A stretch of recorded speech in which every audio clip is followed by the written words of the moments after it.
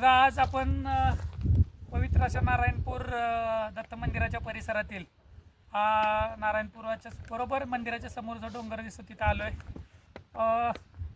असंच जास्त माहीत नसणारं लोकेशन आहे. इथं मला वाटतं या 2-3 डोंगर आहेत आजूबाजूला मोठे आणि इथे आम्ही 5 पांडव आहे. बाकी काही कोण इथं आलेलं नाही आहे. मजा येते. आणि डॉक्टर सत्यम आज आलेत आमच्याबरोबर. जरा दमलेत, थोडंसं घासत का होईना पण चढणं उतरण चालू आहे त्यांची. आणि आता हे बघताय वर या बाजूला साधारणतः एक 50-70 फुटाची एकदम खडी चढण आहे. आणि डॉक्टर सत्यमला टेन्शन आले आता एवढं चढलो आहे, आता अजून 70 मीटर अजून वर चढायचं म्हणजे तुम्हाला समजू शकला असेल, मी ती भाषा वापरू शकत नाही, तशी परिस्थिती आहे. तर संभाजी नेहमी ट्रेकिंगला जातात, त्यांची छोटीशी दत्त टेकडी आहे तिकडे वाघोलीला. नाही वाघोली नाही, कुठं विमाननगरला. तर काय आहे संभाजी, बोला जरा, तुम्हाला काय वाटतंय, कसं काय आज हा आपण अचानक केलेला प्लॅन कसा वाटतो तुम्हाला? एकदम मस्त. नवीन ठिकाणी आलेला आहे, सचिन सर घेऊन आलेले आहेत. काहीच माहित नाही आम्हाला याच्याबद्दल.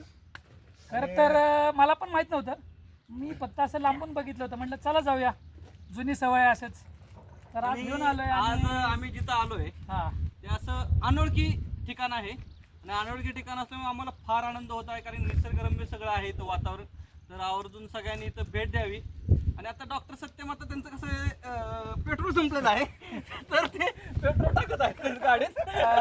वर खडी पाड आहे, डाळ खात आहेत, डाळ म्हणजे तुम्हाला चकना खातो ना, चकना खात आहेत काय, दुधाची ताण ताकावर, तसं कशाची ताण चाकण्यावर भागवतात.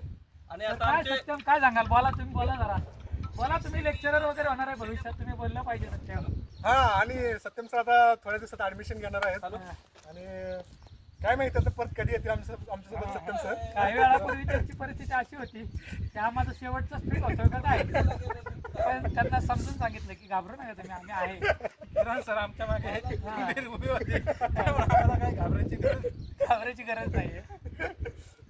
आणि मोबाईलच्या आणि एकदम धकाधकीच्या एकदम सिटीतल्या वातावरणातून बाहेर येऊन निसर्गरम्य वातावरणात आलो आहे, मजा येते. आणि प्रत्येकाने महिन्यातून असं विथ फॅमिली आता आमचं ठरलेलं आहे, असं जायला महिन्यातून पाहिजे. एकदा तरी जायला पाहिजे. सगळे येणार आहेत, सगळे येणार असे बोललेले आहेत. बघू आता हा व्हिडिओ आहे. पण हे बोलणं गोव्याच्या ट्रिप सारखं नको व्हायला की गोव्याला ट्रिप काढूया आणि वर्ष 39 झालं तर अजून गोवा ट्रिप होतीये. तर तसं या ट्रेकिंगचं नको व्हायला. तर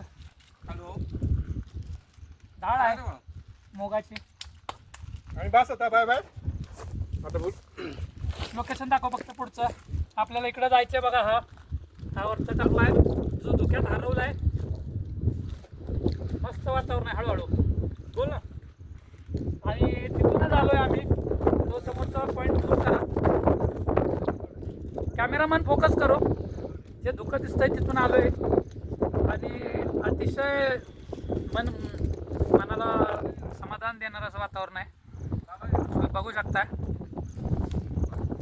ज्यांना थोडंसं वेगळ्या ठिकाणी फिरायची सवय आहे, गर्दी नको आहे, शांतता पाहिजे, अशाने ह्या परिसरात नक्की भेट द्या. आणि एकदम स्वच्छ परिसर आहे. आम्ही आता हे ज्या पुढ्या मूग डाळीच्या खाणार आहे, हे सुद्धा आम्ही सगळा कचरा हा आम्ही घेऊन जाणार आहे. सत्यम सर ते खाली घ्या, असं टाकू नका. आणि जसा स्वच्छ परिसर आहे असाच सगळ्यांनी हा परिसर स्वच्छ ठेवा आणि ह्या निसर्गाचा आनंद घ्या. सगळ्यांनी एकदा नक्कीच भेट द्या. आता आपले किरण सर आपले मनोगत व्यक्त करत आहेत.